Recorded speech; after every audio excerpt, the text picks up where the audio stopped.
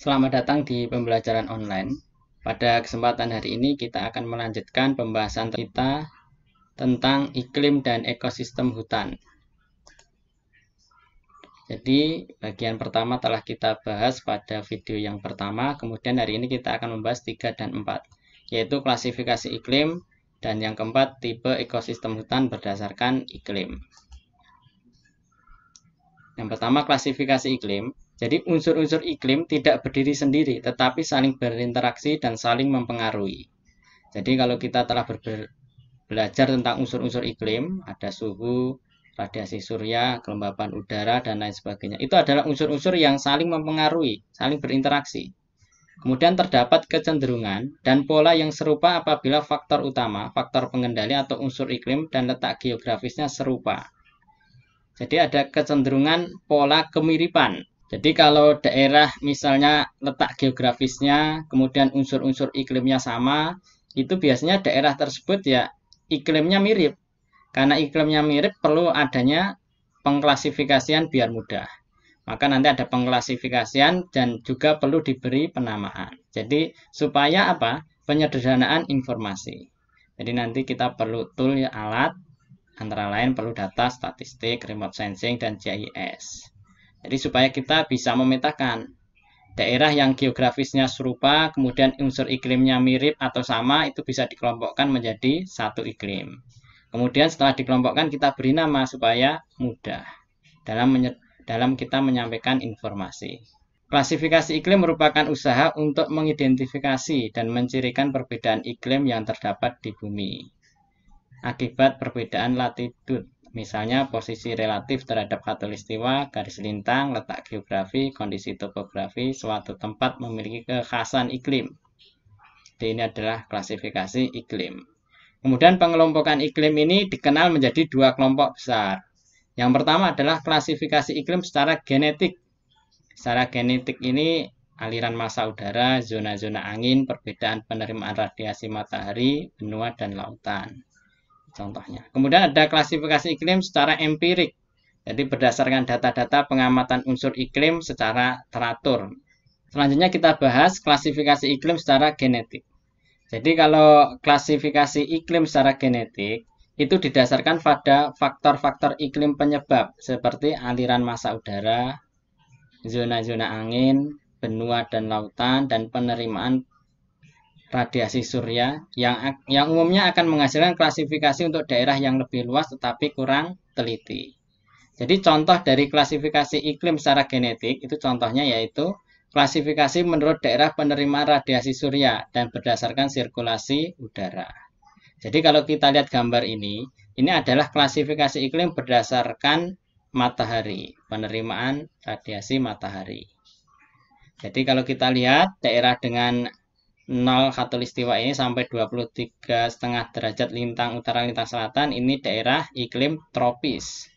Kenapa tropis? Karena dia memiliki penyinaran sinar matahari yang lebih lama atau lebih panas dibandingkan daerah lainnya. Jadi nanti ini dibagi menjadi iklim tropis, iklim subtropis, iklim sedang, iklim dingin. Jadi satu bumi itu dibagi menjadi 4 iklim ini. Inilah salah satu dari kelemahan pembagian iklim secara genetik. Kalau secara genetik itu kelemahannya apa? Daerah yang luas tetapi kurang teliti. Jadi ini pembagiannya luas daerahnya, namun hasilnya nanti kurang teliti. Jadi kalau pembagiannya ini masih bersikap global, jadi kurang teliti. Maka nanti ada klasifikasi metode yang kedua tadi, yang hasilnya lebih teliti, lebih detail. Jadi misalnya di Indonesia itu masih dibagi lagi iklim A, iklim B, iklim C, dan lain sebagainya. Kalau ini adalah pembagian iklim secara genetik.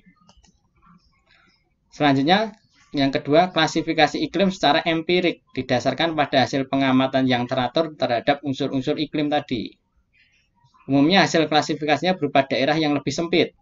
Jadi kalau tadi kan daerahnya luas, yang secara genetik tadi. Kalau ini hasilnya lebih sempit. Misalnya di Indonesia itu seperti apa. Di Jawa Tengah itu seperti apa.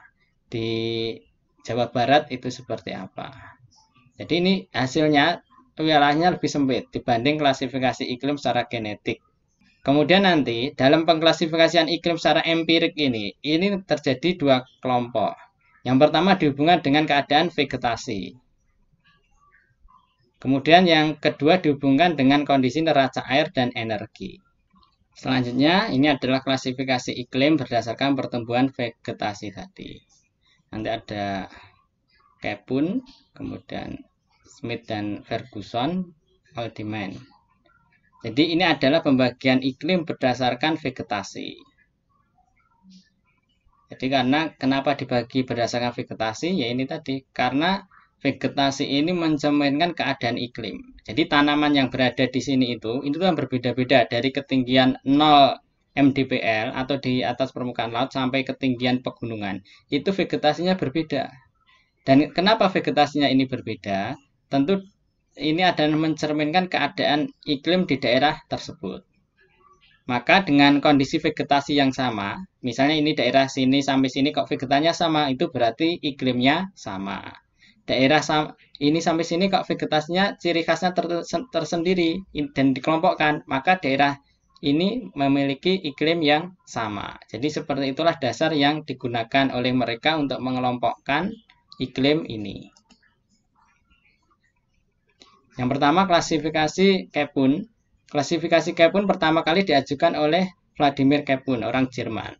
Klasifikasi berdasarkan parameter iklim seperti suhu udara, presipitasi, dan radiasi surya harian, dan mendasarkan pada tipe vegetasi suatu tempat. Kemudian klasifikasinya secara global, jadi nanti ada A, B, C, D, E. Jadi A, B, C, D, E nanti masih ada dibagi lagi, masing-masing dipilah kembali. Tapi secara global ada 5 ini. Jadi iklim A itu tropika basah, iklim B kering, iklim C dengan variasi suhu tahunan yang jelas, D sirkumpoler, kemudian E iklim kutub. Jadi yang jelas kalau kita A itu berarti basah, B itu mulai kering, dan seterusnya seperti ini. Ini adalah gambaran dari klasifikasi Capun. Kemudian klasifikasi Haldeman. Klasifikasi ini tergolong klasifikasi yang baru di Indonesia dan dalam beberapa hal masih mengundang diskusi mengenai batasan atau kriteria yang digunakan. Berguna dalam klasifikasi lahan pertanian tanaman pangan di Indonesia. Jadi telah membuat sistem baru dalam klasifikasi iklim yang dihubungkan dengan pertanian menggunakan unsur iklim dan curah hujan. Kriteria yang digunakan didasarkan pada nanti ada bola kering, bola lembab, dan bola basah. Kemudian ini adalah gambaran dari klasifikasi Haldeman. Jadi nanti ada tipe iklim A, B, C, D, E. Jadi mirip sama Capun tadi, A, B, C, D, E. Jadi nanti ini, jadi klasifikasi iklim ini terkait dengan di sektor pertanian. Misalnya tipe iklim A1 dan A2 sesuai untuk padi terus-menerus tetapi produksi kurang karena pada umumnya kerapatan fluks radiasi surya rendah sepanjang tahun. D1 sesuai untuk padi terus-menerus dan perencanaan awal musim tanam yang baik, produksi tinggi bila panen pada musim kemarau, dan seterusnya. Selanjutnya kita berbicara tentang klasifikasi Smith dan Ferguson. Klasifikasi ini sangat populer di Indonesia dan beberapa negara tetangga yang memiliki musim kering dan musim hujan. Terdapat 8 kelompok iklim yang didasarkan pada nisbah bulan kering dan ke bulan basah yang disimbolkan sebagai Q dalam persen. Bulan kering adalah bulan dengan presipitasi total di bawah 60 mm. Dan bulan basah adalah bulan dengan presipitasi total di atas 100 mm. Jadi ini bulan kering, curah hujannya rendah. Kalau bulan basah, ini curah hujannya relatif tinggi. Kemudian nanti untuk pengelompokan iklimnya menjadi seperti ini. Sama juga A, B, C, D, E, sampai F, G, H. Dengan kriteria seperti ini. Yang A itu daerahnya yang paling basah biasanya. Daerah sangat basah, hutan, hujan tropis. Daerah basah, hutan, hujan tropis, daerah agak basah, dan seterusnya, daerah kering, dan seterusnya. Kemudian kalau kita berbicara iklim di Indonesia, maka berdasarkan perbandingan jumlah bulan kering terhadap jumlah bulan basah per tahun, Indonesia mencakup 3 daerah iklim, Di Indonesia dikelompokkan ada 3 daerah iklim. Daerah tipe iklim A, seperti pengelompokan tadi yang kita pelajari, A itu yang paling atau paling basah, sangat basah. Jadi daerah iklim A ini, daerah ini mencakup Pulau Sumatera, Kalimantan, bagian barat dan tengah, dan Pulau Jawa, sisi barat Pulau Sulawesi. Ini adalah dengan iklim sangat basah. Kemudian kalau iklim basah itu bagian timur Pulau Sulawesi, Maluku, sebagian besar Papua, ini basah. Kemudian daerah tipe iklim C agak kering, itu daerah ini mencakup Jawa Timur. Jadi Jawa Timur itu termasuk agak kering. Kemudian sebagian Pulau Madura, Pulau Bali, Nusa Tenggara, bagian paling ujung selatan Papua. Jadi ini adalah gambaran iklim kita di Indonesia ketika kita mengelompokkan menjadi 3 iklim, iklim A, B, C. Jadi ini nanti, pengelompokan iklim ini nanti akan mempengaruhi kondisi dari ekosistem hutan yang kita pelajari.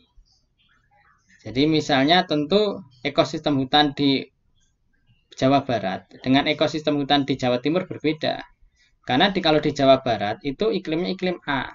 Di Jawa Timur itu iklimnya iklim C.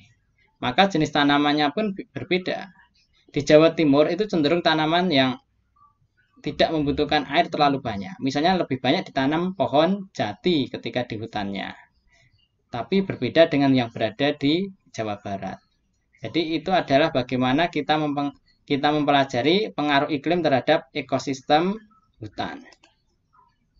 Selanjutnya, berdasarkan perbedaan iklim ini, Indonesia memiliki 3 tipe hutan. Jadi kalau kita pelajari berdasarkan iklim, maka Indonesia itu memiliki 3 tipe hutan. Yang pertama, hutan hujan tropika. Ini adalah daerah dengan tipe iklim A dan B, yaitu daerah yang basah. Kemudian daerah tipe iklim A atau B, itu hutan gambut, peat forest. Kemudian nanti ada hutan musim, monsoon forest. Itu daerah tipe iklim C atau D, ini daerah yang relatif kering. Misalnya seperti tadi di daerah Jawa Timur. Jadi pengaruh dari iklim itu, maka nanti di Indonesia pun akan terbentuk 3 tipe hutan dengan ekosistem yang berbeda ini. Yang pertama, hutan hujan tropika. Ciri-cirinya iklim selalu basah, tipe iklim A dan B. Jenis tanahnya latosol, potsolik, aluvial, dan regosol. Tegakan selalu hijau, daya regenerasi tinggi. Jadi ini tipe hujan tropika. Ini jenis pohon yang dominan di hutan hujan tropika. Ini hutan hujan bawah, jadi dari ketinggian 0 sampai 1000 mdpl. Kemudian ini hutan hujan tengah, ketinggian 1000 sampai 3000 mdpl. Jenis pohon yang dominan atau ekosistemnya nanti pohon-pohonnya didominasi oleh jenis ini. Ini hutan hujan tengah, 1000 sampai 3000 mdpl. Pinus merkusii misalnya di daerah Aceh, Albizia montana, Casuarina di daerah Jawa, Podocarpus imbricatus misalnya di Indonesia Timur. Maka pada hutan hujan tropika dengan tinggian 1000 sampai 3000 mdpl, jenis-jenis vegetasinya adalah ini. Kemudian ada hutan hujan atas, yaitu di atas ketinggian 3000 sampai 4000 mdpl. Biasanya merupakan kelompok-kelompok pohon yang terpisah-pisah oleh padang rumput atau belukar. Ini jenis-jenis pohonnya, ada Podocarpus ada, kemudian Eugenia ada. Ini jenis-jenis di hutan hujan atas. Jadi ini adalah gambaran dari hutan hujan tropika. Yaitu hutan hujan tropika. Hutan dengan curah hujan yang tinggi. Maka kita lihat jenis tanamannya pun bervariasi, jenis pohonnya bervariasi, selalu kelihatan hijau. Kemudian kalau kita berbicara karakteristik vegetasinya, semakin naik ketinggian tempat, jumlah jenis tumbuh-tumbuhannya berkurang. Jadi kalau hutan hujan tropika itu yang di dataran rendah, jenis-jenis tumbuhannya berbeda-beda, variasinya tinggi. Tapi semakin ke atas puncak gunung, maka jenis tumbuhannya semakin berkurang. Bentuk dan ukuran tumbuh-tumbuhan semakin mengecil dan banyak cabang dan bengkok-bengkok. Jadi kalau semakin ke atas itu semakin mengkerdil. Kemudian banyak cabang biasanya dan tanamannya atau pohonnya bengkok-bengkok.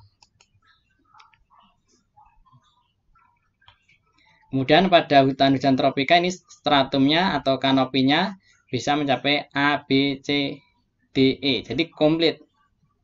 Ada yang tinggi, sedang, rendah, sangat pendek.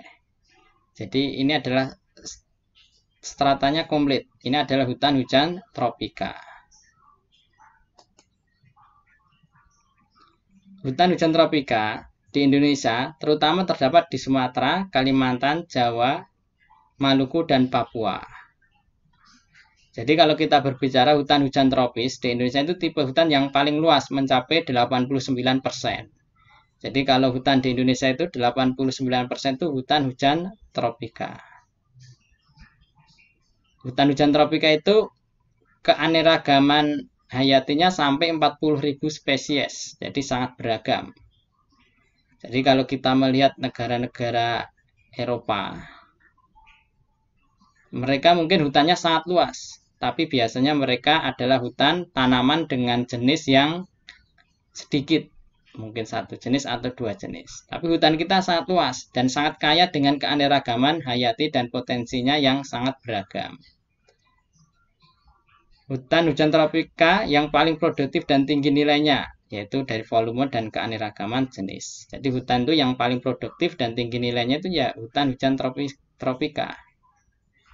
Sekitar 50% dari semua spesies flora dan fauna di dunia hidup secara alamiah di hutan hujan tropika. Jadi kekayaan alam kita yang berada di daerah khatulistiwa, yang kondisi hujannya tinggi, itu berpengaruh terhadap kondisi hutannya. Sehingga hutannya kekayaan alamnya berlimpah. Keanekaragaman jenisnya berlimpah.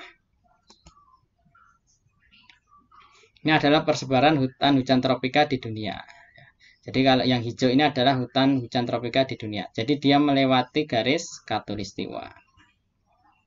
Daerah dengan curah hujan yang relatif tinggi tadi, kemudian sinar mataharinya juga relatif penuh di daerah khatulistiwa. Jadi membentang dari Amerika Selatan, Afrika, Asia, hingga sampai di Australia. Selanjutnya kita berbicara yang kedua adalah hutan gambut, ekosistem hutan gambut. Jadi kalau hutan gambut juga sama, itu berada di daerah yang selalu basah, tipenya iklim A dan B. Tanahnya organosol. Gambut terbentuk dari sisa-sisa tumbuhan dan hewan yang belum terkomposisi secara sempurna. Jadi gambut itu terbentuknya yaitu dari ranting yang jatuh, daun yang jatuh, kemudian daun dan ranting yang jatuh itu ke permukaan tanah, dia tidak mengalami pembusukan atau terkomposisi secara sempurna. Jadi dia masih utuh seperti potongan-potongan kecil dari daun dan ranting. Kenapa itu masih utuh, tidak terjadi pembusukan sempurna? Yaitu karena curah hujannya tinggi, kemudian air gambutnya asam, sehingga jasad pengurai pun tidak akan tumbuh dengan baik di situ. Jadi penguraian sisa-sisa tanaman tidak berlangsung baik di situ. Bersifat oligotrofik, air hujan dan miskin hara. Sifat asam membatasi pertumbuhan spesies flora dan fauna, selalu hijau dan banyak lapisan tajuk. Jadi nanti karena sifat tanahnya itu asam, maka hanya spesies flora dan fauna tertentu yang bisa hidup di lahan gambut. Di Indonesia, hutan gambut meliputi Sumatera, Kalimantan, Papua, dan sedikit di Sulawesi. Ini adalah ilustrasi dari hutan gambut. Jadi ini ada lumut, rerumputan, jasad hewan, pepohonan. Jadi ini sisa-sisa ini tidak hancur. Jadi dia masih seperti potongan-potongan kecil. Tidak bisa membusuk. Kenapa tidak bisa membusuk? Ini karena airnya asam. Sehingga makhluk hidup pengurai pun tidak bisa hidup dengan baik di sini. Ini adalah ilustrasi dari hutan gambut. Kemudian jenis-jenis pohon penting yang ada di hutan gambut. Alstonia scolaris, kemudian ada Sorea juga, Dipterocarpaceae. Ini adalah jenis-jenis pohon penting yang ada di hutan gambut. Jadi pohon ini khas di hutan gambut. Dan kenapa dia tumbuh khas di situ? Yaitu tadi karena iklimnya basah, kemudian terjadi tanah gambut, maka pohon-pohon yang bisa tumbuh adalah jenis-jenis ini. Ini khas. Ini adalah ilustrasi hutan gambut. Jadi terjadi genangan. Ini ilustrasi hutan gambut di kita. Ini hutan gambut, jadi genangan ini sifatnya airnya asam, sehingga tanaman-tanaman yang tumbuh pun tanaman-tanaman tertentu. Sehingga ekosistem yang dipengaruhi karena adanya curah hujan yang tinggi tadi akan berbeda. Hutan gambut ini akan berbeda dengan daerah yang curah hujannya relatif sedikit, kering misalnya. Di Jawa Timur misalnya, kita tidak akan menemui hutan gambut. Kenapa di Jawa Timur tidak ada hutan gambut? Karena tipe iklimnya ya di sana tipe iklim C. Jadi curah hujannya itu sedikit, maka tidak akan terjadi yang namanya hutan gambut, tidak akan terbentuk.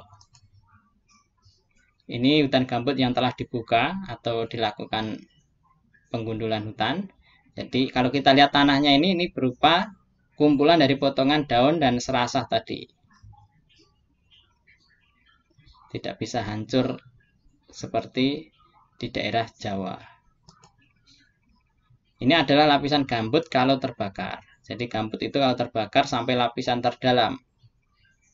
Dan sulit dipadamkan kalau gambut itu sudah terbakar. Selanjutnya kita berbicara tentang hutan musim, monsoon forest. Jadi ciri-cirinya hutan iklim musim ini tipe iklim C dan D. Ini daerahnya kering. Karena daerahnya kering, dia mengalami gugur daun pada musim kemarau. Jadi di musim kemarau, pohonnya itu menggugurkan daunnya untuk mengurangi dari penguapan. Terdapat dua lapisan tajuk, banyak herba dan tumbuhan bawah. Kemudian nanti pembagiannya ada hutan musim bawah 0 sampai 1000 mdpl. Jenis-jenis pohonnya Tectona grandis, Acacia albicea, Eucalyptus, Santanum album. Ini adalah jenis-jenis pohon yang berada di hutan musim kepada ketinggian 0 sampai 1000 mdpl. Kemudian hutan musim tengah atau atas itu 1000 sampai 4000 mdpl. Jenis-jenis pohonnya yaitu Casuarina, kemudian Eucalyptus di Indonesia Timur. Ini adalah daerah di hutan musim. Kita lihat tidak terlalu hijau dibandingkan daerah di hutan hujan tropika tadi. Kalau hutan hujan tropika terlihat hijau, rapat, variasi vegetasinya terlihat tinggi.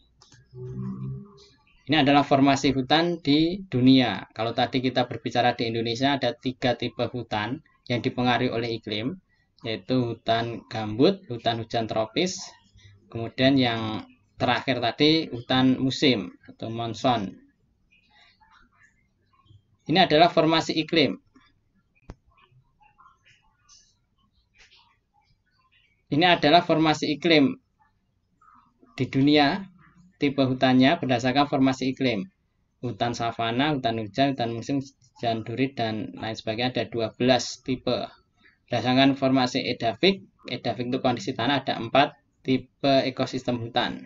Demikian, terima kasih.